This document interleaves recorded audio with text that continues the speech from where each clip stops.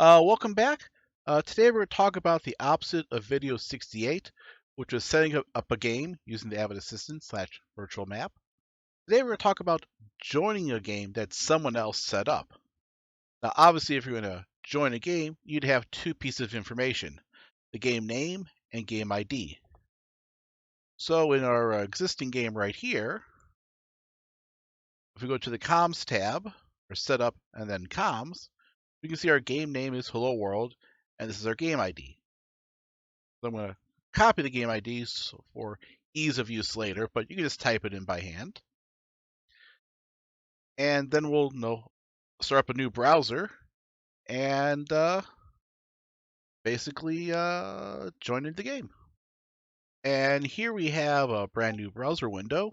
It is in in the Cognito window, so we have no previous data. So to join the game, we just click Squadron Strike, as is a Squadron Strike game.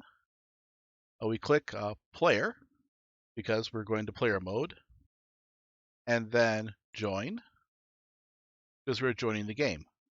Once again, we are asked if you want to be red or blue. Again, it really doesn't matter. All it does is set your AVID orientation and color. Mostly good for demo games. But I have my colors set up for streaming, so I don't want to mess with that. So I'm going to click Next. So we enter in the game name, in which case it's Hello World, I hope. And then I'll just cut and paste the game ID. As you can see, the game ID background shows up in green. When it detects a valid ID code, the ID codes actually follow a certain format. So if I click it like that, it'll go away. If I put in a different number, like a 3, it goes, oh, this is now a valid code, doesn't follow the format. So that's a valid format. Doesn't mean it is the correct number for that game name. So if I go up here and say Hello World 2, when I test the connection, it'll say unable to connect to the AVID Assistant database. So I'll close that out. So Hello World. So our game name is Hello World, and this is the game ID for it. So we go test connection. It goes, hey, we're connected to the database. The next thing is the next button down, is you click the load button to actually load the game data.